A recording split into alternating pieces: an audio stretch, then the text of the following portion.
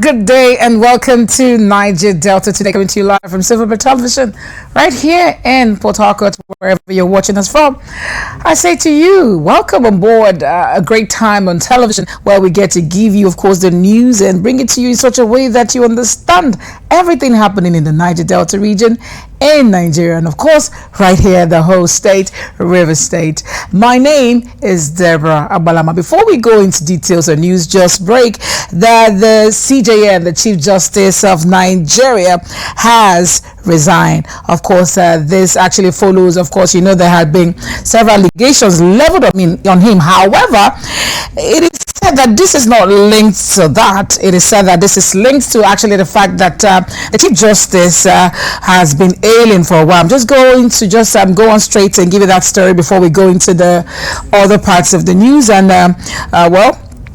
information coming from our judiciary correspondent says that that the Chief Justice of Nigeria, Justice Muhammad, has actually resigned his office. He is no longer going to be the Chief Justice of Nigeria. Justice Tanko Muhammad resigned following illness that they said has been going on for a while, that he's been quite ill. We'll bring you much more details on that story. We'll take a break at this point. When we come back, we'll bring you the headlines of the news. The headlines of the news is where we fuse, of course, the major headlines on the papers, as well as some other major stories from mainstream media right here on Niger Delta today. We'll take a break. When we come back, we'll give you the full package. We also have an analyst in the house with us. Olalekan Ige is a public affairs analyst, political analyst, as well as a journalist. We'll be right back. So much more packed up for you today. Stay with us.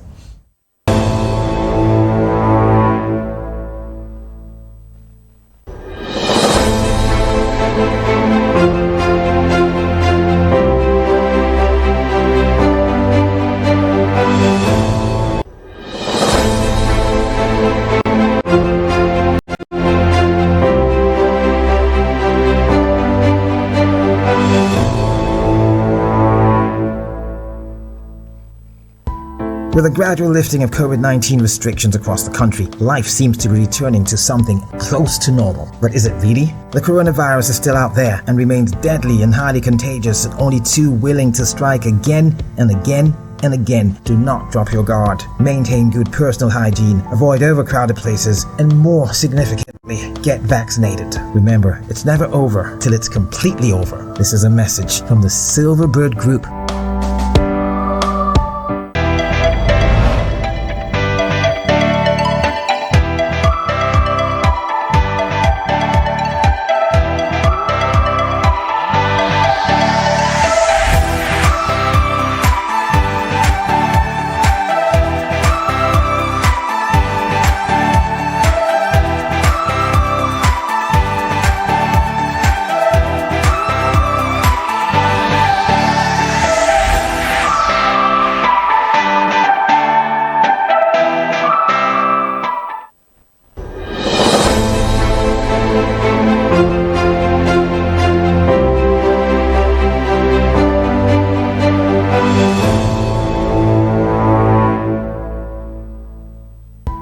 With a gradual lifting of COVID-19 restrictions across the country, life seems to be returning to something close to normal. But is it really? The coronavirus is still out there and remains deadly and highly contagious, and only too willing to strike again and again and again. Do not drop your guard. Maintain good personal hygiene, avoid overcrowded places, and more significantly, get vaccinated. Remember, it's never over till it's completely over. This is a message from the Silverbird Group.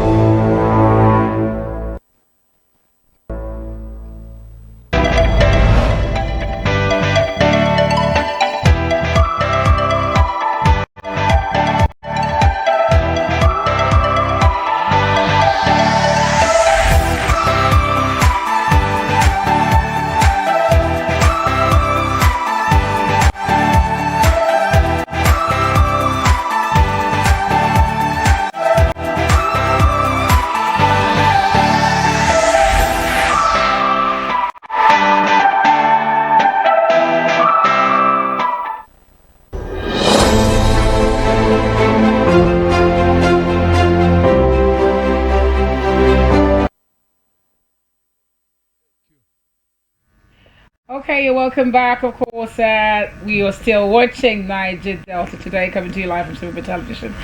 And Jerry, I must say, you look radiant on this beautiful Monday. And of course, it's a great day. What a beautiful time to be alive. I always enjoy this session with you. You look good, by the way.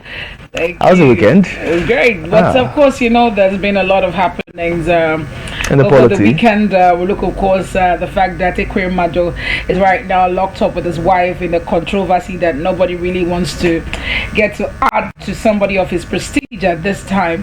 And then we also look at, of course, the TINUBU's certificate issues, how there's been back and forth, how he'd actually come up to say, well, I didn't do primary and secondary school. I don't really know whether that statement is really attributed to him, because that would be quite grievous at this time for him to making that kind of statement. And if he didn't, how come he filled this form with the evidences that surfaced of the photocopies of this form that he filled? He actually had this. So much for us to talk about today. So much happened over the weekend, and as you know, it's a job to bring these informations to our audiences. We'll get to dissect, analyze them, and look at it from different shades or different angles, and also different perspective. It's intriguing in a sense. It's also very confusing if you look at against the backdrop of what we see happen in Nigeria. We're going to see and hear about weird things happening, and over the weekend, some of the things that just happened. Again, we'll talk about it and have an in-depth conversation about it. Even the breaking news you also shared this morning, it's the timing. All of these things together is what Nigerians are asking questions. Which way Nigeria? Okay, we'll just start off with the story about the Chief Justice of Nigeria resigning, and sources revealed to our judiciary correspondent that his resignation is actually on the grounds of health. Information also has it that arrangements are now on to swear in the next most senior justice of the Supreme Court, Justice Olukayode Arinwola, and as the acting Chief Justice of Nigeria. So the most senior, which is Justice Arinwola, is going to be sworn in as the acting. That is what is expected. Okay. That is what is expected, So, Nigeria has that other part of what is not expected happening sometimes. So, this is what is expected, that this particular justice will be sworn in. Well, and of course, it's also not a coincidence that even when it has been said that he is ill, but this is happening at a time when, of course, there's a lot of allegations leveled against it. Short as last week, a petition was submitted against the CJN. I'm a big believer that everything rises and falls on leadership. The question that comes to mind is timing. A time like this, his resignation is against the backdrop of the petitions by other Supreme Court justices alleging misappropriation of finance, and that's a big one, because I said earlier, leadership is one of the issues we're having so much in this country, and that takes us back to the former CJ, and that's Onoge. We never had or saw things like this, but right now, a Chief Justice as reputable as Tanko Mohammed, talking about misappropriation of finance, it begs the question. Again, well, it's just an allegation, though. It's not been proven yet. It's a petition, so it's the timing that is worrisome. Okay. Now, if other chief justices are saying that where are the monies that has been allocated to us, they can't even find out. They struggle with even having the internet, and how low can we go as a nation if we're talking about in the 21st century? You don't even send people for workshop, and he's saying that, hey guys, calm down. You all have SUVs. I mean, this is the judiciary we're talking about here, and he's talking about SUV. So, putting this thing side by side, it really doesn't make any sense. Again, it still brings us back to the question of corruption. The people have a hem of affairs. It still comes back to corruption. So, if he's resigning on, maybe there might be an atom of truth in it. Let's say his health, but the timing is very, very worrisome. I think the timing raises a lot of questions for Nigerians. Why now? Okay, why now? Question for you and I to ask anyways, but well, in very developed countries where you have such heavyweight accusations leveled against you, by, of course, something that looks like a vote of no confidence, because 14 justices, that's quite a lot of number, looking at the justices of the Supreme Court and all that. How many are they? How many justices do we have? 14 good justices doing, petitioning you like that. Of course, what you would expect any normal person to do is actually resign at this time, step aside, so that a proper investigation can be carried out to see whether you're really guilty of all these things or not. Okay, well, let's go over to other stories, and we'll go over to the headlines of the news. What do we have as the major headliner from the papers? All right, going straight to the paper and looking at the headline of interest we have right here on the show. We're having this Nigeria, that's the dailies we're looking at, and the headline of interest, this one says, tears again in Catholic Church, tragic end. Bandits kill 2 priests, others in Kaduna. That's a very, very sad one. Our hearts are with the families, and we pray God to grant them the fortitude to bear this loss. That's insecurity again. How long should we continue saying this? How long should we continue enduring this? How long do they want to take before they admit that they have no clue on how to handle this matter? What are they really doing? Why are they toiling with lives? Okay, well, this brings us, of course, to, the story that is coming from Zamfara State, and this is from the Daily Trust, where it is now being said that the governor is saying to them, take it in your hands and protect yourself, which is, of course, the banditry issues that have been going on in the north. And this one says mixed reactions as Zamfara okays arms for residents. Well, this is not out of place, at this time, because it has gone to the point where it looks as though they are not sure of security from the government. And it went on to explain that government mobilizes for 9,500 gun licenses. Self-defense directive long overdue. This one is coming from the residents. Call to bear arms recipe for anarchy. Security experts are warning, saying that we've seen situations where these guns found their hands into the wrong hands, and even fueled the crisis the more, because these people can't disguise. You don't know who they are, so they can come. You don't know. These people are faceless. They've been masking themselves. What if we have the bandits come out of the bush and still go for these weapons, and it will end up being in the hands of the wrong people again? What about situations like that? You ask yourself, how are they going to show that these guns are not going to be misused by these people who have the licenses? Okay, and who are going to go for the licenses? And that's what we have from Daily Trust. What do we have next? All right, we're flipping straight right now to The Nation. You can get a copy for yourself. The headline of interest coming from The Nation right here. Governors take 10 steps to battle worsening insecurity. That's the headline coming from The Nation this morning. Get a copy for yourself, and also take a look at other in-depth stories right there. But the headline says, governors take 10 steps to battle worsening insecurity. That brings us back to what you were saying before, the issue of insecurity. Again, it's very, very worrisome. It's disturbing. Just before we came on now, the sports guys were talking and they were talking about a particular scenario where they had to talk about a particular thing, hoping that take something we don't about it. It gets to a point, even as a journalist, as an anchor person, that you get tired of giving advices and talking about a particular matter, like the issue of insecurity. Like, I feel at this point, like, they should own up. At this point, the National Assembly should call the president to a session of their house and question him. What exactly is happening? Why is it looking like it's okay for people to just be picked up from their services in church, picked up from their homes, picked up from their schools, and never return home? Why does it look like we have more people every day being kidnapped and taken to the bush? Why is the executive, who doubles as the chief security officer of the country, not doing enough to ensure this is curbed? Going by the fact that this was a major campaign line. It was a major reason he was voted, because he came up with the narrative that he's going to change things. So you look at it and you ask yourself, where exactly are we? We'll go over to Daily Independent, deviating away from security issues. And this one says, poor Forex repatriation hurts Nigeria's international investment. He goes on to explain, analysts say foreign investors averse to investing in the country. Well, in recent time, we've noticed that, of course, the exchange rate seems to be, of course, for us, seems to be bad market. I mean, let's use the colloquial language. It's been bad market for us, and people have attributed that to the fact that politicking in Nigeria hurts a lot of businesses, a lot of investment. People who actually would want to invest, would want to see who would actually eventually be the president of Nigeria. These are issues that will form whether they would invest, whether they would come in or not.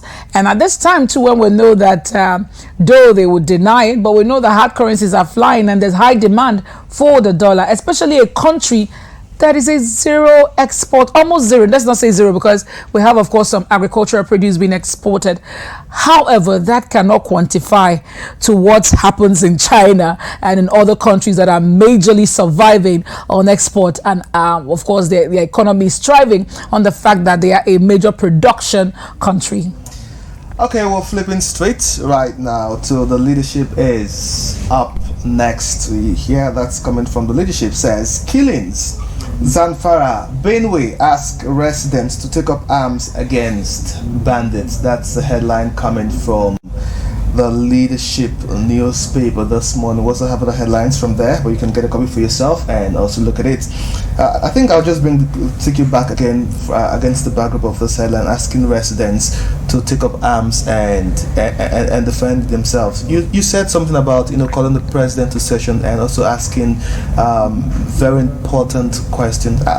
Someone said this morning, I think also if state police should also be considered as a means to curbing this menace that has really eaten deep into our society. Yes, the question that comes to mind is how can state governors fund and pay their salaries? But again, security is a priority. It's not something we should politicize or we should just. If you take a look at the budget, it eats up a very huge amount of money. So security is very important. If we get to this side of asking residents to pick up arms to defend themselves, again, which will be Nigeria. Okay, well, I don't know whether the security vote the governors are being given is for, because it's captioned security vote. They have to explain to us what that particular amount of money they are given is for, because by the name, anybody would interpret the security votes actually it should be for secure the states, it should go to security issues. However, if the state police is considered, I look at it as perhaps the federal government would need to do something about, the division of the allocation, how it is divided and how it is shared. The sharing mode right now does not favor most states, as the federal government has quite a lot of quota from it. Quantum, their own quantum is way higher. So if you now put this security apparatus in the hands of the governors, they might just also need to consider, increasing what they get as allocation to house this. Nigerian lives matter. That's yes, all lives matter. All right, we'll go over to the Punch, and on the Punch this morning, as a major headliner, is the issue of the running mate. And this time, the running mate of TINUBU, Asiwaju Bola Ahmed Tinubu, and this one says Northwest, Northeast fight over slot. I'm still searching, says TINUBU, and APC will consider zones that will produce highest votes. Campaign DG and Northwest, Northeast governors negotiating, not fighting. APC Northwest chairman is saying that, and then TINUBU certificate controversy resurfaces. Ex-governor supporters tackle critics. Well, the truth about it is the fact that this has been a major concern, and over the weekend there was a lot of talks about this. Of course, Bode George. Of course, if you watched that interview Bode George had with some media people, and you find out that he's so sure. He said TINUBU should go ahead and produce his classmates, that everybody does have classmates. Well, there's been this theory being peddled, which I do not want to take serious, that he had to change his name at some point, and there's been these two pictures of someone who used to live in London who was called a different name, and to this person now, and so people are alleging that this might be why he doesn't have a certificate to prove that he went to primary and secondary school, because maybe at that time, according to the theory being peddled, that maybe his names were different. But all these allegations, we expect that the INEC alongside the DSS should do their work at this point, because if he did fill forms and saying that he has all the certificates and they can't find them right now, I believe that there are steps to be taken for this to be fixed, so that we don't have a trend What do we have next? Okay, we're going straight right now to the national economy. That's the dailies right here. This one says, fuel scarcity. FG in dilemma over deregulation subsidy payment. That's what we're battling with right now. Fuel scarcity. Federal government in dilemma over deregulation subsidy payment. Just a couple of days back, if you recall, Debbie, the issue of fuel scarcity in certain parts of the country was very, very worrisome. Yes, thanks, that situation has been arrested or doused at the moment. But from predictions and looking at what's going on, also, it's very likely it's just a thing that will be happening at the moment. It's very likely. Some are predicting that just a couple of weeks from now, we might end up seeing something like that again. So fuel scarcity, fuel is something that whenever it happens this way, it has a ripple effect in the economy. So it's very worrisome. We're still praying that the right thing should be done, and things, people at the helm of affairs should really do the right thing. Okay, about the fuel subsidy payments and all that has been surrounding it. Well, I have unconfirmed information, though, from somebody that happens to be in the picture about subsidy and how it works, that federal government might even be owing some of this, the key players, their subsidy, their payment for subsidizing the product. Well, that is what the allegations are saying, but not yet confirmed. However, if that be the case, it's really a worrisome situation. And well, we look to know how that will be handled. And of course, the federal government comes up with a statement to say what are the issues revolving around subsidy payment. And at this moment, they already ruled out taking away subsidy because there are lots of things to be fixed before you do that. For instance, fuel is a major commodity being used by homes and offices as alternative power source for their generating sets and all that, and then if you look at it very well as well, if you do take off subsidy and let this market be regulated, the cost will be too high. Imagine someone who doesn't have power, who has to fuel their generator to service their free refrigerator, and they have to sell drinks. That of course will lead to increments of prices of drinks. If you have to take chill drinks, it means you might need to pay more because someone will be buying fuel for over 400 naira or maybe 500 naira as the case may be. So I see that as a right step at this time, that they should not take off the subsidy, at least until such a time when fundamentals have been fixed and we have power supply regular. We go over to the last story that we're taking today, and this one is coming from The Guardian.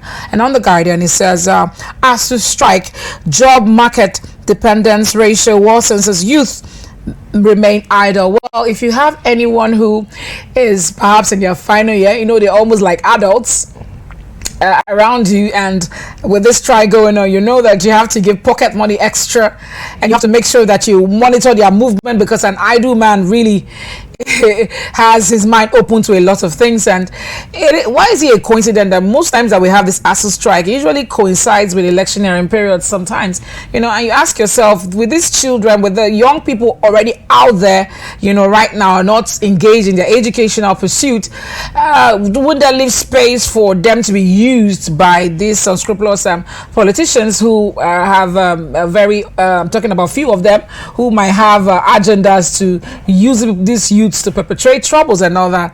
I think that ASU really needs to come to the table. I'm tired of this, their back and forth. I don't know what the federal government finds difficult in providing immunities. You find a situation where a country does not pay attention to education or give it priority. It's worrisome, because these are the people that you intend to lead tomorrow, and this is what they have to deal with. Half-baked education. You come to a classroom, a lecturer doesn't even have facility to teach. The crowd is too much. People sit on the floor in the classrooms. Some of the roofs are even bad. Like, if you see pictures of some universities, you ask yourself, is this really a higher institution? There are no laboratories. There are no practical centers for them to go and have their practicals. I had to pay for extra practical classes while in the university as a mass comm student. I'm not going to call the name of my school, but that is really not good. Well, it's on that note that we close the headlines for today. But however, just before we go, we'll give you an idea of what we're talking about. Well, of course, we'll be looking at the Ike Ekweremadu's issue, which of course over the weekend we had a situation where a young man called David Wamini is claiming that he was taken to the UK by the Ekweremados. I'm talking about the family of Ike Ekweremadu, who is, of course, a former Senate president who, according to reports, has an ailing daughter who needed a transplant. And well, two sides of the story. People who are speaking for him are saying that this particular thing is misguided and the story is being twisted, that he got consent and it was he filed actually for of course a visa for this young man from the right processes and took the man abroad. And the guy is actually 21 years old and not 16 years, has been peddled by people. And of course the false story coming from the guy, according to them. Well, this guy came around over the weekend online to debunk this and saying that he actually is what they call what's it called? He works in is a contract staff at a building project site, a construction worker, and then he was cajoled by someone who knows the family of the Ekweremados and was promised a better life in the UK if he could come with them. And he agreed, only for him to get there, and then was briefed by the doctor. They only asked him to come for medical checkup at the hospital, and when he came back, he found out that the story was different, that he was going to have to give up his kidney. The doctor actually made him understand this, and on finding out this, he of course alerted the police, and he said he got help from the doctor. He called a particular doctor's name, and that is the story from the boy. Well, we'll look at the both sides, and of course we also look at the TINUBU issue. Though he has actually spoken, well, I'm believing that statement is from him, because a lot of national dailies carried it, that he did not go to primary and secondary school. How do you now have a university Chicago degree where you didn't do this? But questions around this. We'll be discussing this alongside, of course, the issue about running mate. Why is it such a drag for lots of the political party? We're looking at LP still. There's still talks about whether the governor Nyesom Wike would, of course, his talks with them, whether it was related to the fact that he's trying to cajole Kwankwaso of NNPP to form an alliance with Obi. Well, he doesn't still have a proper VP. What he has right now is called a working VP. We'll take a break, but we come back. We'll have our analyst with us, Bola Ige, I beg your pardon, Ola Ige, and we'll look at these stories together right here on Niger Delta today. Stay with us.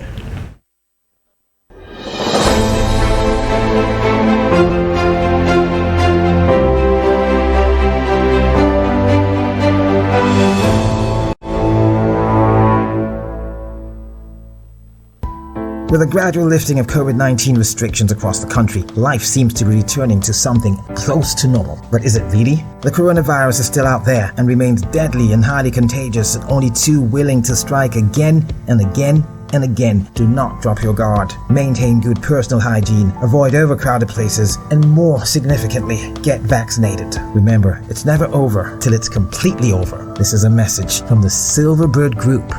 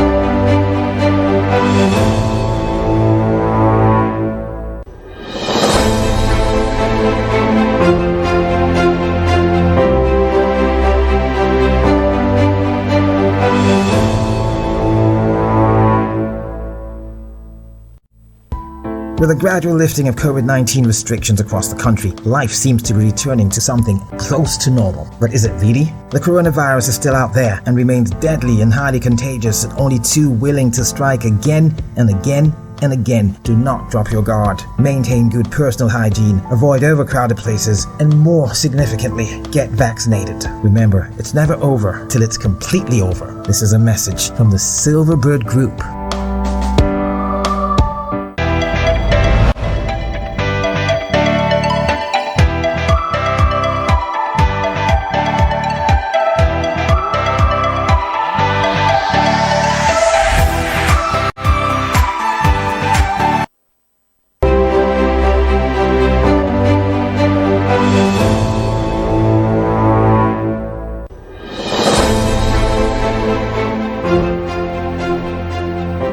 symbol of the office in government as well. Okay. Yeah, welcome to Niger Delta today, and we have with us already, of course, as you can see, we're already talking even before we came on. Quite a lot to talk about this morning on the news, and join me as I welcome Olalekan Ige. He is a public political affairs analyst as well as a journalist. Good morning. Thank you, and it's good to be here once again. A lot of things happening in the polity. Sure. I mean, let's start with, of course, the hula baloo around whether TINUBU Bola Ahmed Asiwaju Tinubu has proper certificates as regards to what he had failed in his presidential form as being circulated.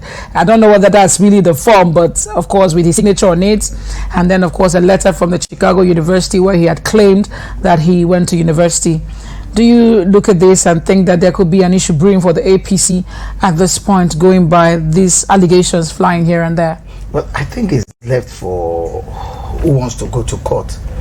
As it is at the moment, he says his documents are in order, and you can only believe it to the extent that nobody goes to court to challenge it. So as it is, as at today, he's qualified.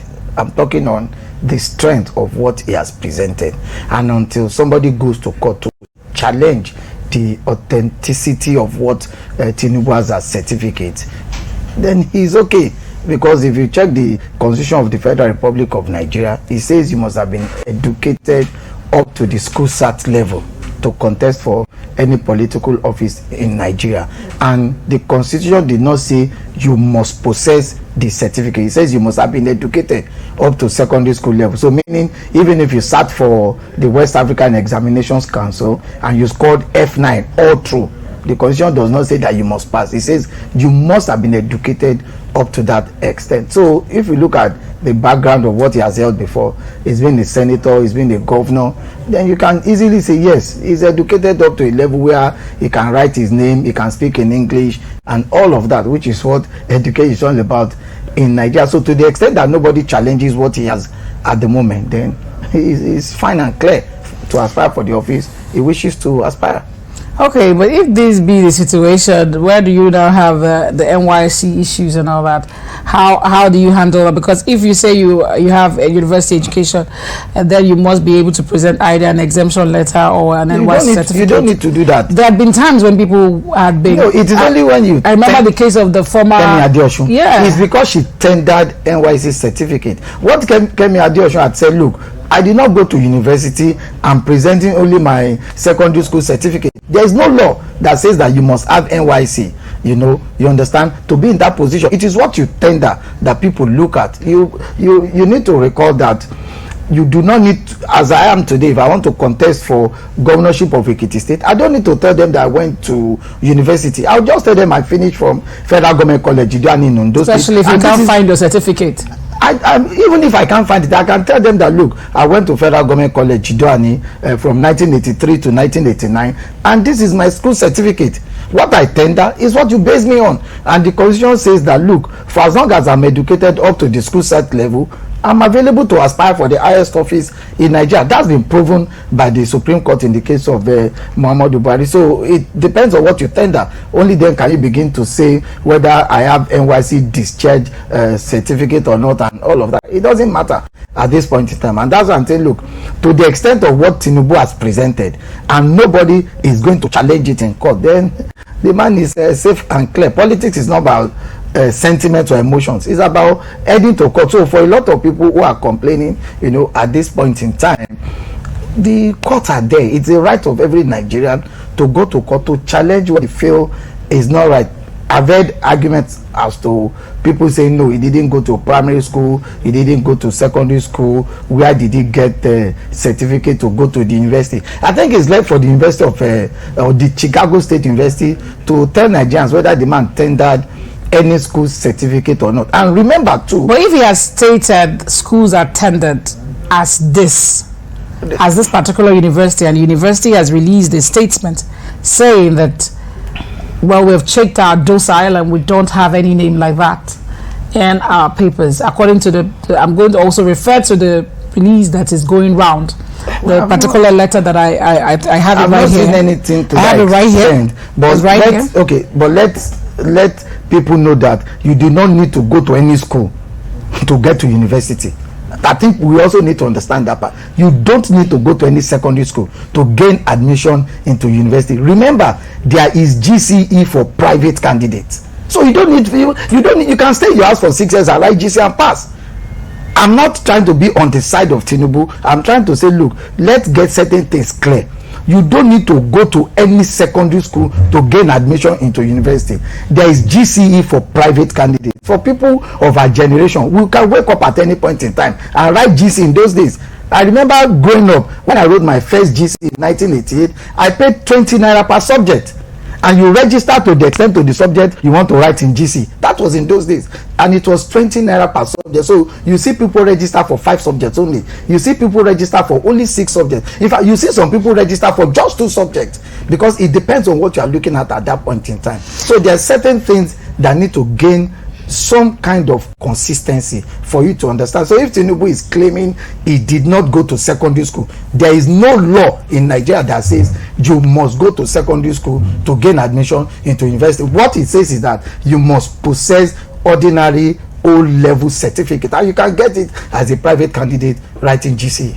It's okay. Away from Tinubu matters, let's visit, of course, the travails of Ike Ekweremadu, the former Senate president. And this one is actually involving him and his wife. And last week reports were all over that the UK police has in custody a 55-year-old Mrs. Ike Ekweremadu and, of course, her husband, who, of course, were being accused of child trafficking as well as what's it called, organ harvesting. Quite grievous. The title of the accusation is what scares me with somebody of that kind of repute. But there have been different stories about this. There's been stories from the particular person, the particular boy whose name is Davido Wamini. This is his name, and Mr. Wamini is claiming to the UK government that he is a teenager and was brought to the UK for this reason. But there has also been a release by Ike Ekweremadu, which had, of course, a letter that he wrote to the British High Commission, saying that he actually wanted them to help him facilitate the visa of a young boy for the reasons of stated the reasons that he was taking the boy. The boy had consented to travel to help his daughter. Well, I'm just going to read the letter. It says, "I'm writing in support of the visa application made by Mr. Ukpo Wamini David, who is currently having medical investigations for a kidney donation to Miss Sonia Ekweremadu. David and Sonia will be at the Royal Free Hospital, London, and I will be providing the necessary funding. I have enclosed a statement of my account. Please do not hesitate to contact me if you require additional information. Please accept the assurance of my highest regards." Signed by Ike Ekweremadu, and this letter is dated the 28th of December 2021. Well, what do you make out of all the stories? Do you think that that former Deputy Senate President will come out from this one? Well, I think a competent court of jurisdiction has been seized of the matter in the United Kingdom. So it's going to be somewhat injurious to debate as to what are the merits or demerits of what has happened so far. But on the surface, really, is to allow the process to go through the entire whole org. Let's be able to find out the truth from the court. We've heard stories about the boy being underage. We've seen evidences of his national identity number, evidence of international passport. We've seen letter from Ike Ekweremadu stating the reasons why the young man has to be in the United Kingdom and all of that. I've heard the story I've read on Facebook about the boy saying, look, at no point in time was he told about what he was going to do in the United Kingdom. That look, he was offered job, he was shocked and surprised when he got to the hospital in England, and it took the intervention of the Dr. Harry to call police and say, look, this isn't why this young man was brought there and all of that. These are within the realms of conjectures, really. They are in court already. they will have their days in court. And fortunately for us is that it's not like the Nigerian judicial system where you have to wait for 40 years for this to unveil. This is going to go through the normal process. Both the former Deputy Senate President and the wife are in prison custody in the United Kingdom.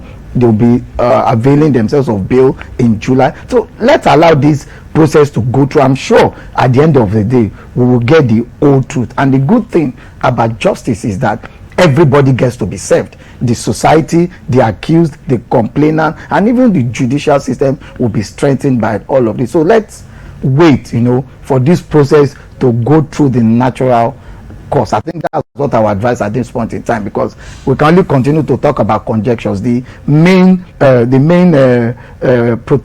antagonists and protagonists are already in the United Kingdom, so it's safe for us to allow the process to go through. I'm sure we'll get the truth at the end of the day.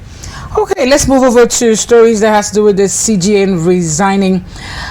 Just a few hours ago, we heard over the news that the Chief Justice of Nigeria, Tanko Muhammad, has resigned his position as Chief Justice, saying that this is basically on health ground.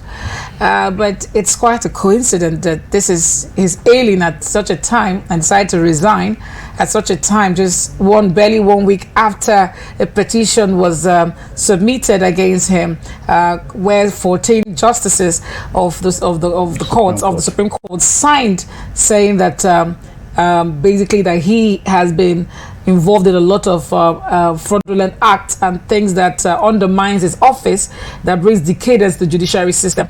And they made reference to even office immunities not being available, a lot of things, a lot of decadence in the system in his reign. And well, you find this after a week that he has just resigned, but saying it's on health ground. What is your take on this matter? Well, on health ground could be true. Remember, it's not the first time we're having issues surrounding the health of the Chief Judge of Nigeria. Recall sometime earlier this year, for long period, he was abroad, for medical reasons. And at a time, it was rumored then that the next most senior judge of the Supreme Court, who has now retired, Justice Mary Peter, will have taken over as the acting Chief Judge of Nigeria as at then. But I think he got better, so to say, and returned to Nigeria and assumed his duties as the Chief Judge of the Federation. So if you look at the trajectory of what has happened to him in the last 1 year, you understand that, look, he's been battling health issues. Now, is he resigning because some justices of the Supreme Court have now accused him of so many infractions? There is even one that said, look, he had sent his children abroad on training from the funds of the Supreme Court and all of that. Can you really say this is mere coincidence or is an afterthought or something? I think the coming days will reveal it. Fortunately, the next most senior judge, Olalekan Ige, is expected to be sworn in as the acting Chief Judge of the Federation by the President. I'm sure we'll be able to get more details. I expect that whoever will succeed in will probably have to do some in-house cleanings, has to do some in-house investigations to authenticate. Fortunately, the next most senior judge, which is Kayode Ariwola, was one of the signatories to that petition, so he has the ample opportunity now to be able to investigate. Especially since he will not be sitting, he will probably not be sitting from the scene. He will not be sitting over the petition for which he was a signatory. He will probably be setting up a 5, 6, 7 man committee, maybe done from the National Judicial Council, for which the Chief Judge is the chairman of that National Judicial Council, and maybe some staff of the Supreme Court to look at these allegations. It's the first time we've had such a weighty allegation against a sitting Chief Judge. 14 Supreme Court justices to sign a petition. That's like a vote of no confidence. These are not kind of people who rabble-rouse. These are not kind of people who are giving away to sentiments and emotions. So when you have Supreme Court justices sit down and append their signature to a petition against a fellow Supreme Court judge, then you understand that they may not just be joking, but it has an ample opportunity to prove this. The ICPC is there, and of course you have the Code of Conduct Bureau that will investigate a lot of this in the days to come. So let's see what evolves from this resignation. Okay, well, looking at the situation, one can just say that a lot of things will just unfold as time goes on, based on the fact that now that the person who signed, part of the signatories that signed, it now has the chance to oversee the investigation, and then perhaps if he's found guilty, it'll be the first time ever that would ever be happening. I won't be surprised if nothing happens going forward. The Supreme Court or the National Judicial Council or senior members of the bar and bench may just want to wade into this and not subject the Supreme Court, to ridicule. And remember that as the chief judge of the federation, if he resigns, is entitled to certain privileges, and these privileges, if you look at what happens with Supreme Court justice and all of that, the privileges may not be nothing less than 1 billion naira in terms of what he gets going forward. So the Supreme Court justices, maybe senior members of the bar and bench, may just want to come together and say, look, let's not subject this, these hallowed chambers to ridicule. Remember what happened to Justice Walter Onogen when he left. He was forced to resign because he knows what it means to be disgraced out of the Supreme Court. The privileges will not just be there. I really don't think they'll get to the level of getting to try the retired justice. I really doubt that as well. But never say never. No, they may reach a compromise. These are not institutions that come to the public every time. So I'm sure they will have the internal mechanism of trying to save the image of the judiciary, because if the chief judge is to be tried and found guilty, then know that there will be repercussions, for the Supreme Court. A lot of people may just disown some of the judgments that have come out of Supreme Court to say, look, probably they were underhand dealings, that gave judgment in favor of this and all of those. So that's why I'm saying, look, they may just want to, keep this under the radar and say, let's not wash our dirty linen in the public. Talking about the Supreme Court, of course, last week we saw over the news, it might look hilarious to some people, but I consider it serious and it sends signals. And it's about the human rights lawyer, Malcolm Omoyorobo. On Thursday last week, he actually caused quite a stir at the Supreme Court when he arrived, dressed in a traditional mixed. The mixture is what was funny. The fact that he adorned himself partly on his traditional attire and then adorned himself on his legal apparatus as well. So it made it look like I can come mixed. And this is because he feels like the best place to wear it to is the Supreme Court when they're about to preside, because it is this same court that gave a judgment allowing Muslims in secondary and primary schools to be able to wear their hijab to school.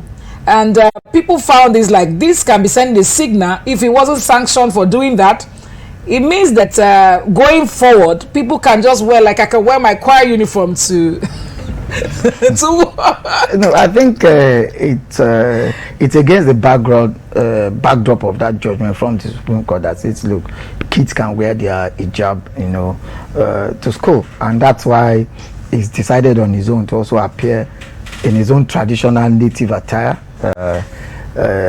probably his own traditional religion, and try to express what I would say is his freedom of getting on his traditional way. I think we'll get to play that clip, because in his words he said, from now henceforth, this is how I will dress to court. He was on a live TV program with Ruben Abati on Arise television, and he wore the same dress, he wore to the Supreme Court. There has been no sanctions yet, by the Supreme Court. I'm sure they also know the implications of what has happened so far.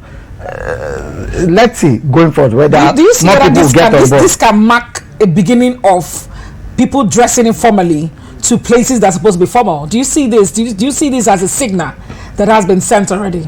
Well, it depends. We are trying to throw away some of these straight-jacketed formal way of dressing. I know for certain in Ekiti and Ondo states that on Friday, children are allowed to wear their traditional native dress to classes to learn. It's already in Ondo State, it's already in Ekiti State. So you see children wearing their buba and danshiki or the iru and buba by kids going to school in Ekiti and Ondo State. So it could be part of the gradual revolution, you know, that is going on. For some of us who don't work in the formal sector where you have a dress code, I think it's been on for quite some time. I can't remember the last time I wore a shirt and a trouser. You know, but it's different. I don't think it's different to wear a shirt and a trouser. For you to see somebody dressed like a native doctor. No, when you say formal is a straight-jacketed way of having well dressed with a tie, your shirt probably tucked in and all of that. So you have some kind of industry where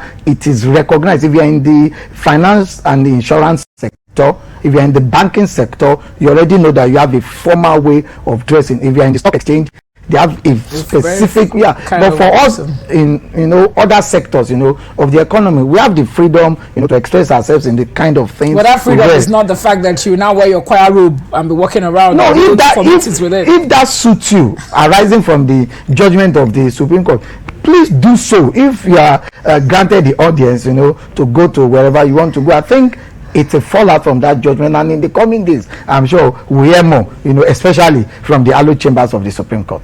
Okay, well, we'll just go over. Let's come home to Rivers State, where there seems to be a lot of visitation going on. Though before we came on, he had cleared it and said that those are unofficial visits. Anyways, Governor Nyesom Wike, who also was an aspirant at the presidential election of the People's Democratic Party, the PDP, who unfortunately didn't get through, and of course was also appointed for vice and didn't also get it, seems to have been quite politically relevant lately. There's been lots of visits to Rivers State coming from, first of all, we had a situation where the Edo State governor, who before now had his issues with him, came up to make pass some kind of vote of confidence on him, saying he's a good friend and all that, And then we got to see, of course, people like Kwankwaso coming to visit. Peter Obi has come to visit. We've had the present minority leader, who was just appointed after Abari Bey was taken off, joined ABGA. Also came on a visit as well. So we've had quite a lot of people visiting. Even some caucus members of the PDP has also come to visit him. Would you say that this is based on his strength that he showed at the primary, and what could be amiss in this private visits, according to you, that he has been gaining? Is it like his relevance is now recognized after he lost out from the presidential primary and of course the VP ticket, which the panel that was set up actually voted for him, but the candidate himself refused to affirm it and then instead chose Okowa? Well, I think what is unquestionable is that the governor of Rivers State is one of the major power brokers in the People's Democratic Party. That is not in doubt. If that is not in doubt, then you begin to understand why he is a bride to so many people, because of the influence, the enormous influence he wields in the People's Democratic Party. But Peter Obi is not a PDP member, though, and Kwankwaso is not. No, because they now recognize his value and the kind of influence, his sphere of influence. They now understand that, look, it's not just within the Niger Delta, his sphere of influence is now outside of the region into every of the 6 geopolitical zones of the country. So you understand why Kwankwaso, who is in NNPP... But if they found all this quality in him, why wasn't he given a chance? That is left for the party. That was left for the party politics of the People's Democratic Party. In politics, interest is all that matters. Our interest may align or may differ. The most important thing is that a candidate must emerge during the presidential primaries of the PDP, and that candidate has emerged. It does not diminish. Do you think there could be fears that he might not align or support? Do you think that could be the reason for all these visits to perhaps cajole him? No, when you are influential, everybody will want to visit you. But they were not visiting before now, though. No, it's now they've just discovered that, look, we may have underrated him. Maybe that might be the fallout of why all of these people are coming. The NNPP has come, the Labour Party has NNPP in Kwankwaso, Labour Party in Peter Obi, and of course other People's Democratic Party members. They might think that, look, this is an asset that we should not lose. All right, thank you very much. It's been a great time having you on, of course, Niger Delta Today, and have you analyze all these matters. And I'm going to say thank you very much, Mr. Olalekan Ige, for coming by. Thanks for having me. All right, okay. Well, we'll take a break at this point. When we come back, we'll round off on Niger Delta Today. Be right back.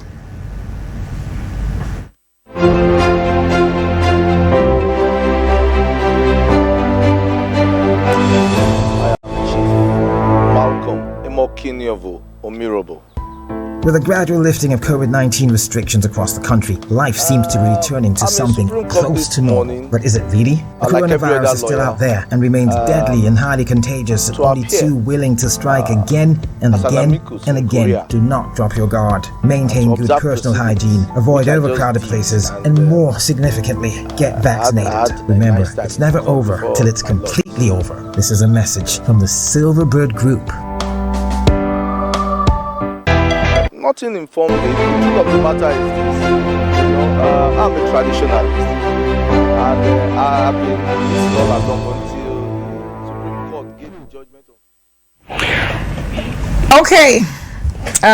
Very quickly, let's. What do you have to say about most of the things that our analysts said today? Well, it's been an interesting conversations, looking at it from a very broad perspective and also looking at it with an in-depth eye also. A lot of things playing out, but the question for Nigerians right now is, I love the fact that with everything happening right now, Nigerians are becoming very interested and are beginning to ask questions and also interact with the process. Gone days where people just sat back and allowed things to just play out. Right now we're beginning to ask questions, and I think that awareness is something that should it's something that should be encouraged as Nigerians. We should seek to ask questions and also talk above and beyond, question the status quo. That's my part in short. Okay, on that note, we close the show today and say to you, have yourself a beautiful week. Remember, you have to go there and conquer. And remember, you have to register. And, well, if you've registered, please don't register twice because that can void your first registration. If you've lost your PVC, ask for PVC replacement. If you want to change your location, maybe you registered when you were somewhere else, please make it known to the officers when you arrive. This is what you want to do. Please go out and register for your PVC so that you can have a chance to cause a change and, of course, be involved in the process of leadership of their country, Nigeria. It's been a great time. Big thanks to people behind the screen who have done out. Of course, we have Isaac Wakia, and then we have Ostyles, Ulisse right behind the camera, of course, at the computer, making sure that everything you see, graphics play. We have Ojoko in the technical unit, making sure that nothing goes wrong, and then we have, of course, Justice, making sure the transmission is smooth. It's been a great time on the show for me, and of course, this gentleman, Jerry Odo. Yeah, thank you very much. Always a pleasure doing this business. And just to say something right now, your energy today is just over there. Well, I will come on the right side of the bed. All right, I'm as energetic as Nigeria. No, not at all. Okay, have yourself a beautiful Monday. Take care of you. See you tomorrow. Hallelujah.